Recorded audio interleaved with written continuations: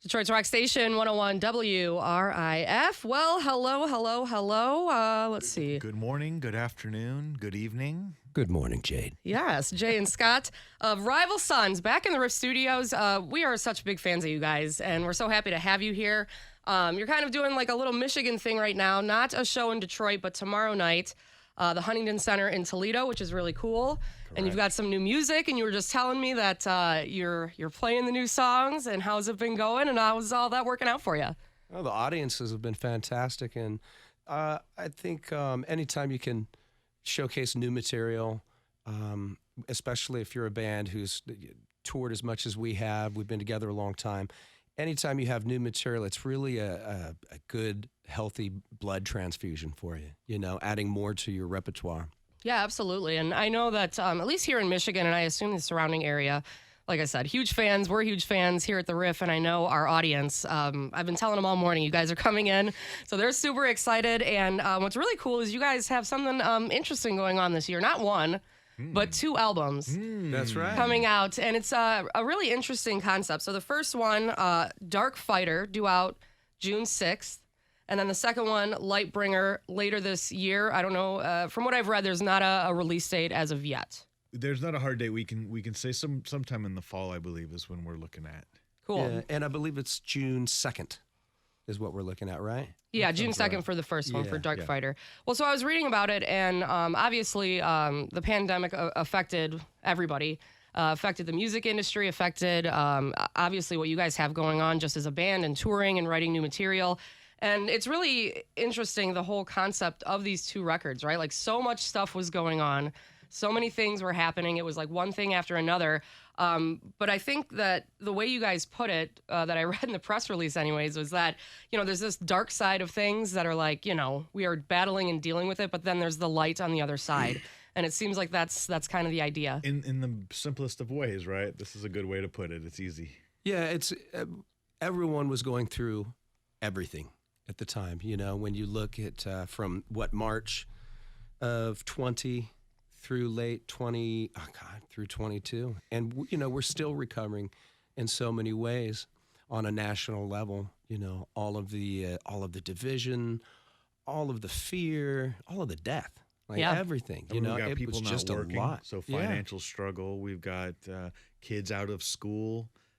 People dealing with depression, anxiety, isolation, all of it. Couples stuck at home together, married people stuck at home together, deciding that they don't want to be together. Yeah, I didn't sign up to be around you this often. Yeah, all this kind of stuff. So there was a kind of a looming air of, I don't want to say sadness, but there was a little bit of a lot of struggle in the air. And I think that the Dark Fighter album, it was really, you know, us partitioning up the entire collection into two records, because it's really two different stories that are happening here. Yeah. I think that with Dark Fighter, it's about actively fighting the darkness and from letting it grow too large or overtake you in those really trying times. And then Lightbringer is very much, it's an active illumination, you know, which is different. On Dark Fighter, for the most part, you hear the protagonist is just trying to keep it together. Just don't let the wolf in the door. Yeah. You know, it's different. And it's not as blatant as we made a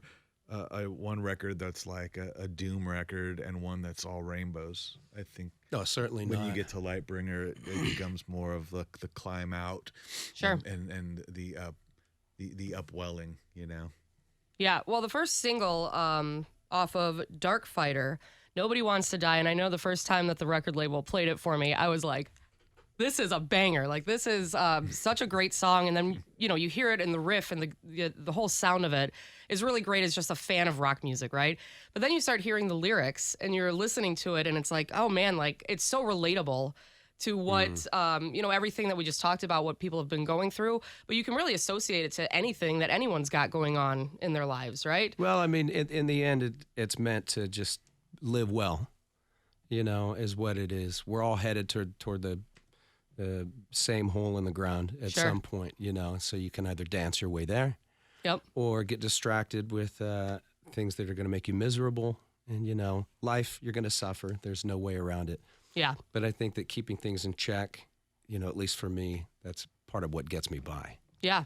absolutely.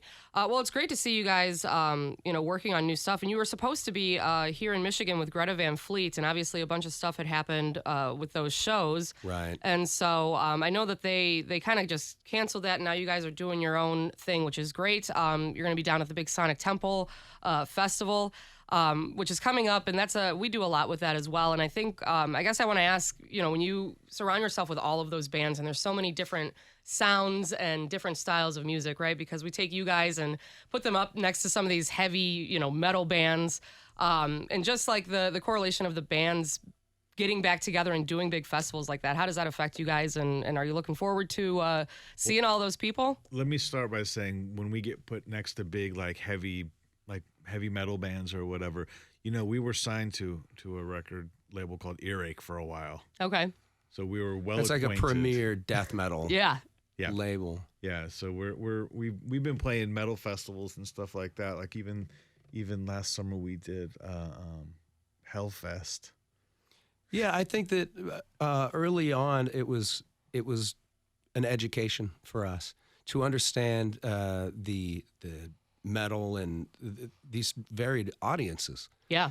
And for us to realize that there really isn't much of a partition. We're part of, that same lineage. Yep. We're just a different branch, on the same tree. Remember when we first played Hellfest? We've played this a few times. The first time we played it, we showed up in France, and it was summer, and it was like a heat wave, and you got these guys in black makeup on their face and black trench coats, and we're like in shorts and flip-flops going, it's hot, man. Yeah. It's hot. Yeah. And they're like sweating, and their makeup's starting to run, and we said, today, what are we going to do? We're along all these really heavy bands. What should we play? Of course, we chose to play Face of Light and our ballads. Yeah. We said, they're going to love this, These heavy metal guys, they're sensitive. And sure enough, we played a soft set, and the lighters went up. That's awesome. And you're just seeing these guys arm in arm with each other, these full heavy metal dudes. All these black T-shirts. Crying in their trench coats, and just... So we've had this for our whole career, and we kind of pride ourselves on it. Well, and I think that for rock fans, and I grew up listening to rock and roll. I grew up listening to Riff, and now I work here. And like you said, it's part of the same lineage, right? Absolutely. And you guys rock. It's a slightly different style, but the message, for the most part, is all the same. And we want people to, whether they're headbanging or throwing the lighter up, bringing it together is so awesome. That's why I love doing those 100%. festivals. I certainly appreciate any amount of adversity, or diversity when it comes to that, because for us to just be, around other just straight up rock and roll bands, I think that interfacing with these other bands and listening to and watching the way that they approach their craft, their stage craft, being exposed to their fan base, it's all, it all helps in the greater education. Yeah, absolutely. Well, and you guys went on a long stint opening up for Black Sabbath, which I saw. I think that tour came around here twice, and I saw both of those shows. And I think that that's really cool because of your guys' sound, right? Put up next to Black Sabbath, but those crowds, you guys are reaching a younger audience than the people who were out when Ozzy first hit the road, right? So what a cool experience to be a part of that. It's an understatement. It was something of a lifetime achievement to it's something out of a movie. It's certainly something out of a movie to be tapped, to get to open, be the sole opener for such a monolithic presence, in rock history, and still to this day. I mean, Sabbath holds a very unique place in the entire history book. Yeah. And to be tapped on the shoulder and said, "Come with us," we were a theater band by that time. So we were out of clubs into theaters, making our way in different territories worldwide. And then they tapped us and said, we think that you guys should be an arena band. And we think that you are, but why don't you learn that on our stage every night? We'll give you the stage for 45 minutes. That's awesome. Or an hour sometimes. We'll give you our stage, and you can cut your teeth and learn. Yeah. Learn what it's like and play for 50 to 100,000 people. And I mean, we got that from Black Sabbath. Yeah. They gave that to us. It's incredible. That's awesome. And even they would say we stole the show every single night. Yeah, I totally think that Ozzy's totally saying that. The weirdest thing going on before a band like that, when everyone's here, I've gone to shows before. Not only am I in a band, I actually have gone to them. And you're going, I don't go for the opening band when I'm going for Sabbath. No. I'm going to get a beverage before Sabbath comes on. I'm like in the parking lot. So the people who came, we were really thankful, and it was really wonderful because we got to arm wrestle people every night. You know, you'd go had to places. To earn it. Yeah, you had to earn it. You know, you start the show out, and you can see people going like, one song, you know, okay, that's pretty good. Second song, all right, that was good. Yeah. Third song, they're like, yes, you know. And right. by the end, we had people out of seats a lot, and it was great. It didn't always go perfect, but most of the time, it was like you can feel the arm wrestle. By the end of the show, you win. Everybody would be like really, really into it. It was wonderful. That's awesome. Well, we're gonna play. I'm not going to play anything. You guys are gonna play a couple acoustic songs. Yeah, you don't want. I'm telling you right now, you don't want that. Rapture is the next single off of Dark Fighter, correct?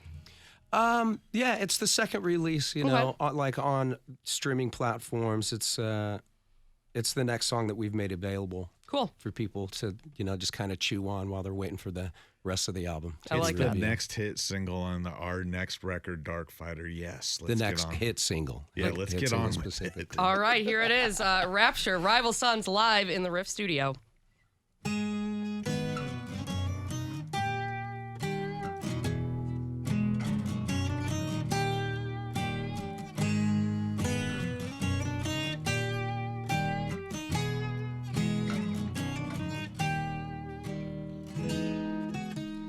I can see those thunderheads coming from the west. Let my heart dance its way out of my chest to sing its freedom.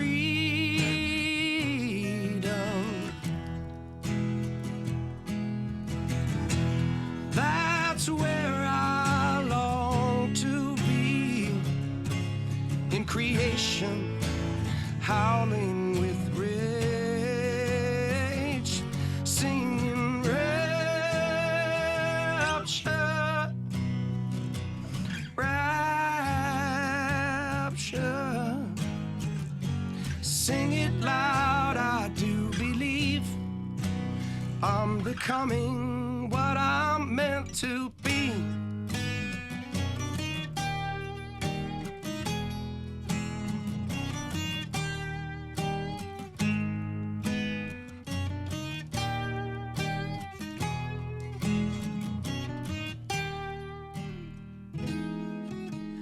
I can hear the orchestra fell into your eyes. Let your gaze fall and let the overture rise to dip you slowly.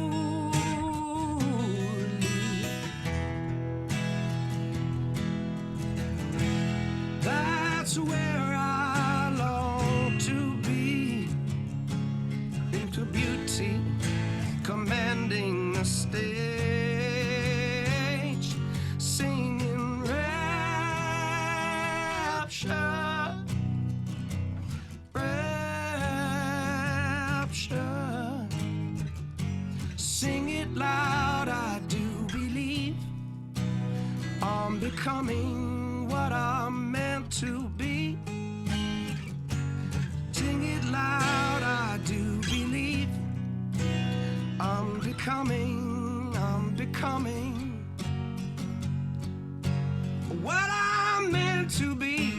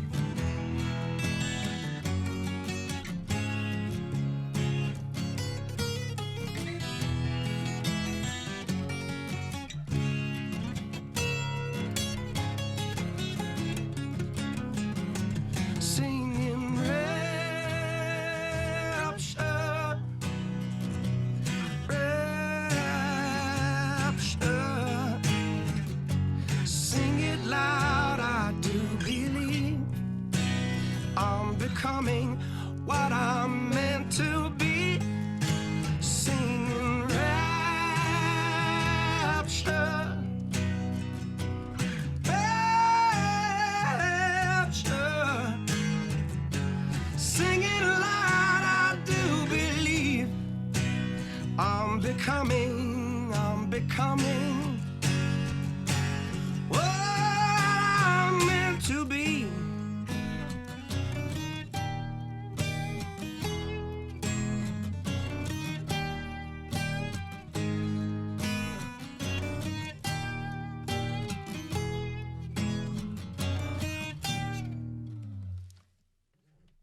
Oh, woohoo! Thank you. Thank you. I always feel like that's when we're in the studio doing these things. I gotta be like the person to clap. That's I love that song. That's it's so beautiful, and like I said, I listen to the words of the lyrics of the songs that you guys do, and it's so powerful. And your ability to play guitar, I'm telling you, you don't want me to be a part of the band. I would have just straight up ruined that. So that one again is called Rapture off the album Dark Fighter, due out June 2nd, and then the current single, or the first release, Nobody Wants to Die, which, like I said, the first time I heard it, I think I listened to it twice. I think it was my friend Lou over there who brought you guys in today. I was like, Lou, I'm gonna need you to play that for me one more time. Everybody shut up, I gotta listen to this. And it's a really powerful song. So I'm interested to hear the acoustic version of Nobody Wants to Die, because like I said, that one rocks pretty hard. Yeah, me too. We're interested. This will be like the second time we're going to do it. I'm not really sure how it's going to go. Well, like you guys mentioned before we went on the air here, you haven't had a whole lot of time, it sounds like, to do the acoustic rehearsals. And I don't know how often you guys do these little acoustic stops. We're so thrilled to have you guys here. But I assume this is the only one we've ever done. Yeah. So thank you for having us. Oh, absolutely. So this counts as like the rehearsal. Everyone's getting like an inside look. This is it. So the tour that you guys are on right now started actually not that long ago, just about a week ago or so, right? This is a short run we're doing with our buddies in Whiskey Myers. Oh yeah, I love those guys. Yeah, and Weathered Souls is going on before us too. Yeah, great band out of real sweet West guys. Texas. Yeah. Have we announced the March thing yet? I don't know if we've talked about the March thing. I was told there's some things that we are not supposed to I know, that's why I'm talking about it like this, because I was going to talk about some other stuff. Yeah, no, that's okay. Well, I mean, either way, like I said, you guys, I have your list of tour dates. You know what? This is a good moment for me to show appreciation for the Riff. Oh, well, thank you. We're just really happy. I don't know if the listeners feel this or realize this, but rock and roll, it's so strange. It's not that it's exactly waning, but it's just in a really different place than it's been in the history of popular music. Absolutely. So that there are still people like you playing rock and roll in stations like the Riff, and guys like Meltdown here, and wonderful people here. It really is the lifeblood of rock and roll bands like us. It keeps us in people's ears. So thank you guys for that. Oh, absolutely. And like I mentioned, I think the first time I saw you guys do an acoustic thing was 10 years ago. We were over at, I think it was called Motor City Guitar. Easy, you're aging us. I'm aging myself too, now that I just mentioned that. But I remember just being blown away by, and there were so many people there that were excited. And we've done a million things with you guys. Yeah. Now that I think about it, we just had you a few years ago over at the Otis Supply, which is just up the street from us. Oh yeah, I remember Otis. Yeah. Yeah. I tell the story because it's so close to my heart that I have to keep telling it. When we first started out as a band, we were touring in a van, and we had just us and our front of house, who would also help drive and do everything with us. It was just us, though. Yeah, the way bands start out, you know. We were pretty beaten down, downtrodden, just how you get, just not making money, not even affording hotels, and just going gig to gig, and sometimes driving late into the night just to sleep enough in the van to get up and load in and play the next gig. Plenty of people listening right now know exactly what we're talking about, because they're out on the road today. Yeah. Yep. Yeah. Cold road. I always remember very warmly when we would come towards Detroit, the first time we came towards Detroit specifically, and just looking at each other, me and Jay would talk, and I'd say, I have a feeling about this city and us. Because, some of them along the way, it's just nobody's there. And you could just feel no one cared. This isn't a rock and roll city. We just played one, and they're not that into it, you know? But as we came towards Detroit, I said, this is our city. This is going to be a place for us, because these are our people. Yeah. This is it's a very classic rock and roll. It's the rock stronghold of the country. And just a blue collar working man's kind of place. And it felt like that's what we are. and people are going to hear this in the music, and they're going to feel it from us in our hearts and how we're going to deliver it. And sure enough, that is what happened, and it's been great for us here.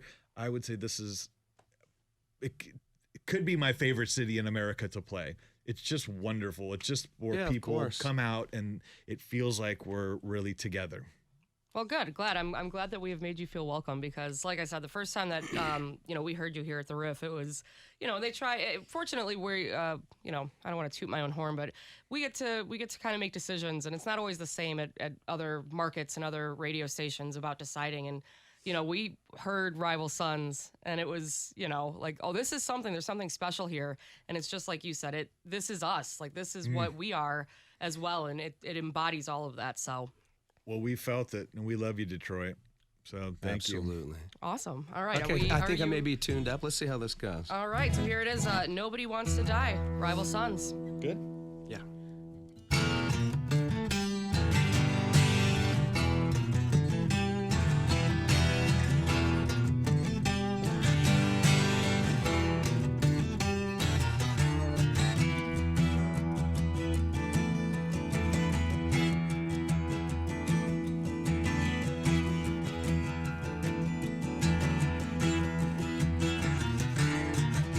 Took off his collar, started winning like a headband.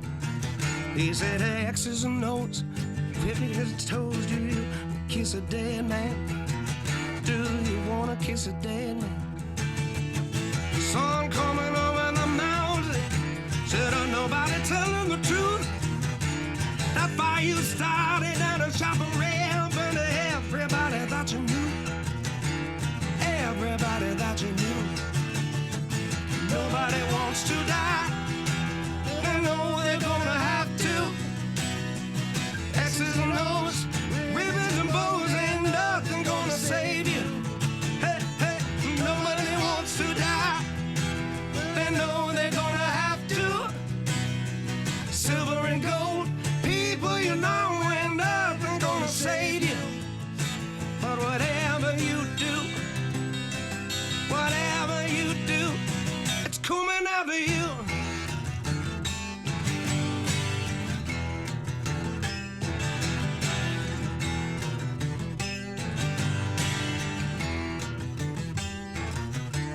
It burned north through the county like a fire been known to do. So it's been on your trail and now it's right on your tail, and it's all over you. Said it's surrounding you now. Nobody wants to die. They know they're gonna have to. X's and O's, ribbons and bows, ain't nothing gonna save you. Hey, hey, nobody wants to die. They know they're gonna have to. Silver and gold, people you know, ain't nothing gonna save you. But whatever you do, whatever you do, coming out to you.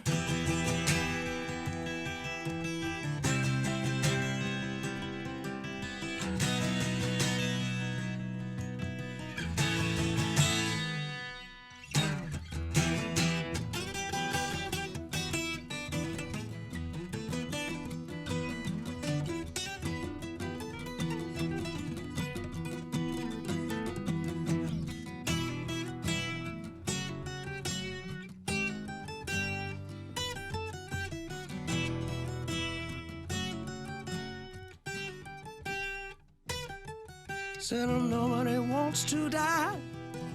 They know they're gonna have to.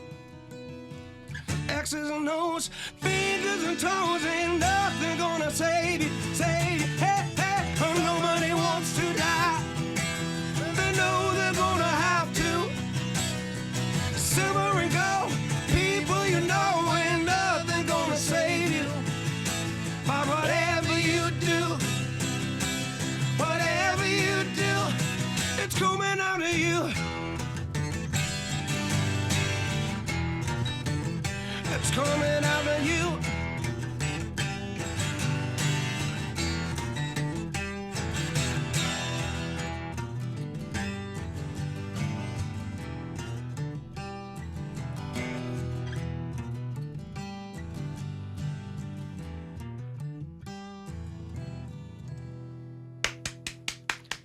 Woohoo! That sounded fantastic. I love that. Nobody Wants to Die, live in the Riff studio with our friends in Rival Sons. And once again, just thank you so much for making the trip. I know it's a day off for you, so I got to ask, what are the other guys doing? Not this.